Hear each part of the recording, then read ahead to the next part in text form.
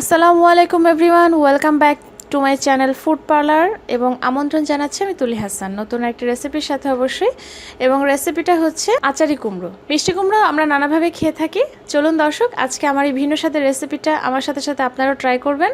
তাহলে দেখে নেওয়া যাক এই মজাদার রেসিপিটা। তো প্রথমেই আমি একটা কড়াই বসিয়ে দিয়েছি চুলায়, আর দিয়ে দেব তেল। আর যেহেতু বলেছি আচারি কুমড়ো, এটা আচারের ফ্লেভার নিয়ে আসবে এই তরকারিটার মধ্যে, তাই এটা অবভিয়াসলি সর্ষের তেলেই করার চেষ্টা করবেন, নইলে কিন্তু পুরোপুরি স্বাদটা আপনারা পাবেন না। তো পরিমাণ মতো সর্ষের তেল দিয়ে দিলাম, যে যতখানি মিষ্টি কুমড়ো নেবেন সেটা বুঝে অবশ্যই তেলটা দেবেন। দিয়ে দিচ্ছি আধা চা চামচ পরিমাণ সর্ষে। আপনারা সাদা কালো যে কোনো সর্ষে ইউজ করতে পারেন, গোটা সর্ষেটা ইউজ করছি এখানে। আধা চা চামচ গোটা জিরে দিয়ে দিলাম, একটা তেজপাতা একটু টুকরো করে দিয়ে দিলাম। এগুলোতে যখন খুব সুন্দর একটা স্মেল আসবে সেই মুহূর্তে দিয়ে দিব ছোট ছোট করে কেটে রাখা কাঁচামরিচ। কাঁচামরিচটা দিয়ে একটু নাড়াচাড়া করে নিতে হবে। যখন কাঁচামরিচটারও খুব সুন্দর একটা স্মেল আসবে সেই মুহূর্তে আমি কেটে রাখা মিষ্টি কুমড়োগুলো দিয়ে দেব। এখানে আমি মিষ্টি কুমড়ো একটু ছোট ছোট কিউব করে কেটে নিয়েছি, আপনারা আপনাদের প্রয়োজন অনুযায়ী নিয়ে নেবেন, যে যতখানি যার লাগে। এবার সব কিছু একসাথে ভালো করে মিক্স করবার পালা। সামান্য একটু হলুদের গুঁড়ো দিয়ে দিলাম, ভাজা ধনিয়ার গুঁড়ো দিয়ে দিলাম পরিমাণ অনুযায়ী। আর চেষ্টা করবেন ভাজাটাই দিতে, তারপরে যদি হাতের কাছে না থাকে সেক্ষেত্রে কাঁচাটাও দিতে পারেন। সব কিছু ভালো করে নাড়াচাড়া করে নিয়ে সামান্য একটু পানি দিয়ে দিলাম। এবারে ঢাকনা দিয়ে রান্না করব যতক্ষণ না পর্যন্ত মিষ্টি কুমড়োটা সেদ্ধ হয়ে যায়। প্রায় 5-6 মিনিট পরে আমি ঢাকনা খুলে নিয়েছি। মিষ্টি কুমড়োটা একদম সেদ্ধ হয়ে গিয়েছে, তবে পানি রয়েছে অনেকখানি। এই পানিটা থাকবে না, এটা শুকিয়ে ফেলতে হবে। একটু হালকা করে একটু নেড়ে নিচ্ছি। এখন এর মধ্যে আমি দিয়ে দিচ্ছি তেঁতুলের কাঠ।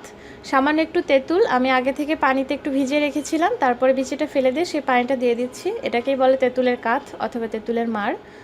তো এখানে প্রায় 1 চা চামচ মতন হবে। এটা আপনারা বাড়িয়ে কমিয়ে নিতে পারেন নিজেদের টেস্ট অনুযায়ী। দিয়ে দিচ্ছি ভাজা 5 ফোড়নের গুঁড়ো। 5 ফোড়নের গুঁড়োটা আপনাদের নিজস্ব টেস্ট অনুযায়ী দিতে পারেন, বাড়িয়ে কমিয়ে। অনেকে ফ্লেভারটা বেশি পছন্দ করেন, তারা বেশি দিতে পারেন। ধনিয়া পাতা কুচি দিয়ে দিচ্ছি। দিয়ে দিচ্ছি পরিমাণ অনুযায়ী লবণ, কারণ মিষ্টি কুমড়া অনেকখানি কমে যায়, তো সেটা বুঝে আপনারা চাইলে পরেও দিতে পারেন, আবার যারা আগে দিতে চান আগেও দিতে পারেন। এবারে একটু নাড়াচাড়া করে দিচ্ছি। তো প্রায় 2-3 মিনিট পরে মিষ্টি কুমড়ো থেকে পানিটা শুকিয়ে গিয়েছে। এখন নামিয়ে নেওয়ার পালা। তবে নামানোর আগে এতে আমি আরও 1 চা চামচ পরিমাণ ভাজা ধনিয়ার গুঁড়ো দিয়ে দিলাম। এটা খুব সুন্দর একটা ফ্লেভার নিয়ে আসবে। আর দিয়ে দেব 1 চা চামচ পরিমাণ চিনি। এবারে ঢাকনা দিয়ে ঢেকে আমি 2 মিনিট মতন অপেক্ষা করছি। তো 2 মিনিট পরে আমাদের তরকারিটা একদম রেডি। এখন আমি পরিবেশন করে নিয়েছি। দেখলেন তো দর্শক, কত সোজা এই তরকারিটা বানাতে, এবং খেতেও কিন্তু ঠিক ততটাই মজা। এটা আপনারা যারা এখন পর্যন্ত খাননি তারা না খেলে কিন্তু বুঝবেন না। তাই আমি বলবো ঝটপট করে আপনারা এই রেসিপিটা বানিয়ে ফেলুন এবং আমাকে জানান কেমন হলো। যদি ভালো লেগে থাকে তাহলে অবশ্যই একটা লাইক করবেন, সেই সাথে আমার চ্যানেলটাকে সাবস্ক্রাইব করে আমাকে সামনে এগিয়ে নিয়ে যাবেন।